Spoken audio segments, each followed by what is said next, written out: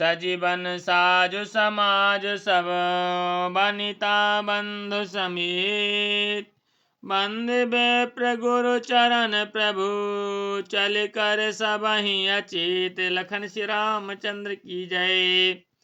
One का सब साज समान सजकर वन के लिए आवश्यक वस्तुओं को साथ लेकर श्री रामचंद्र जी, स्त्री श्री सीता जी और भाई लक्ष्मण जी सहित ब्राह्मण और गुरु के चरणों की वंदना करके सबको अचेत करके चले। निकसे वशिष्ठ द्वार भय ठाणे देखे लोग बिरह दवदारे। कहे प्रिय वचन सकल समुझाए विप्र वृंद रघुवीर बुलाए।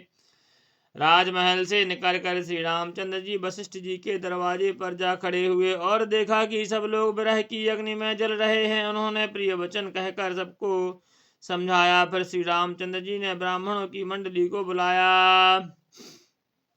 गुरु सन कह बर शासन दीन है। आदर दान विनय बस कीन है। जाचक दान मान संतोष। उमीत पुनीत प्रेम परितोषे।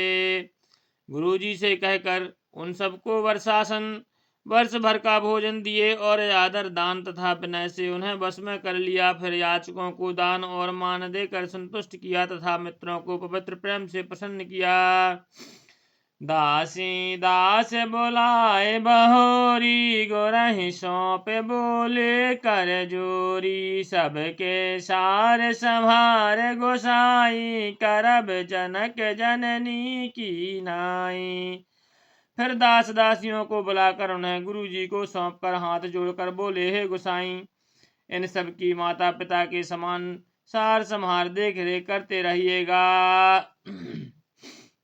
बारही बार जोरे जोग पानी कहत राम सब सनु मृद बानी। सोई सब भांति मोर हितकारी जहि ते रहे भुआल सुखारी। श्री रामचंद्र जी बार बार दोनों हाथ जोड़कर सबसे कोमल वाणी कहते हैं कि मेरा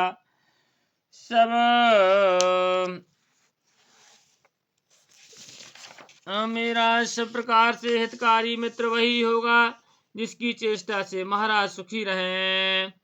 मात सकल मोरे बिरहे जहि न होहि दुख दीन। सोई उपाय तुम करहो सब पुरजन परम प्रवीण। लखन श्री रामचंद्र की जय।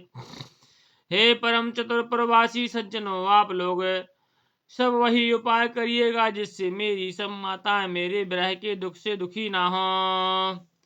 यही विधि राम सबहि समुझावा। गुरु पद पद मोहरस सिरोनावा। गणपति गौर गिरीश मनाई। चले आशीष पाए रघुराई। इस प्रकार श्री रामचंद्र जी ने सबको समझाया और हर्षित होकर गुरु जी के चरण कमलों में सिर नवाया। फिर श्री गणेश जी, पार्वती जी और कैलाशपति महादेव जी को मनाकर तथा आशीर्वाद पाकर श्री रघुनाथ जी चले। राम चलते अति भयाओ बेसाधु। सुन न जाए पुर आरत नादु। कुश गुण लंक अवध अति शोकु। हरस विषाद विवश सुर लोकु।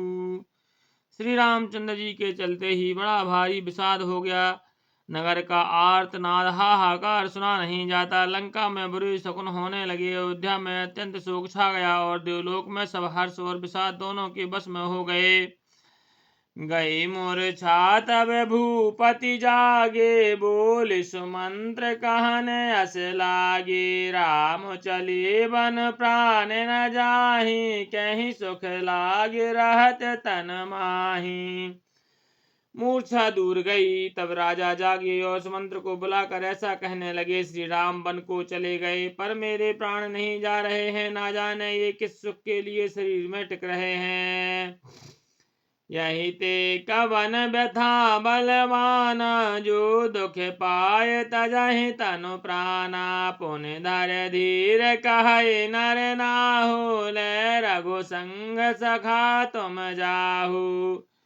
इससे अधिक बलवती और कौन सी व्यथा होगी, जिस दुख को पाकर प्राण शरीर को छोड़ेंगे। की धीरज धरकर राजा ने कहा, हे सखा, तुम रथ लेकर श्री रामचंद्र जी के साथ जाओ। छोटे सुकुमार कुमार दो, जनक सुता सुकुमारी, रथ चढ़ाए देखे राय बनो, फेरा हो गए दिन चारि। लखन श्री रामचंद्र की जय। अत्यंत सुकुमार दोनों कुमारों को और सुकुमारी जानकी जी को रथ में चढ़ाकर वन दिखलाकर 4 दिन के बाद लौटा लाना।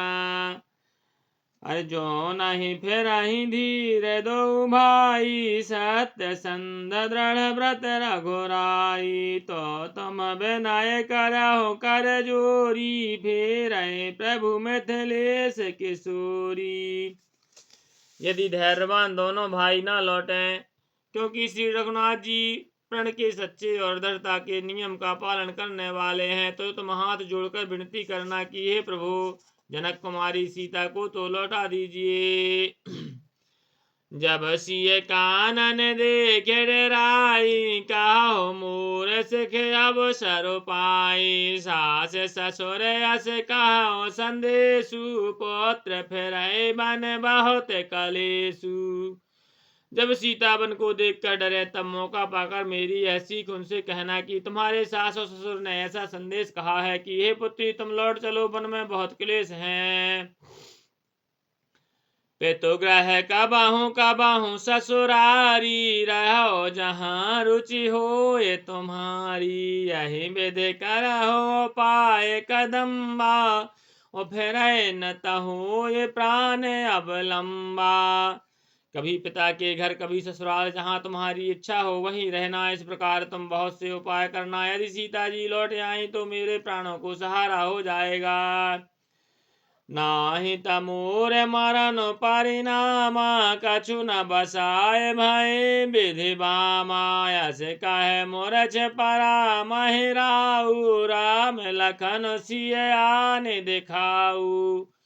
नहीं तो अंत में मेरा मरण ही होगा। विधाता के विपरीत होने पर कुछ बस नहीं चलता। हा राम, लक्ष्मण और सीता को लाकर दिखाओ। ऐसा कहकर राजा मूर्छित होकर पृथ्वी पर गिर पड़े।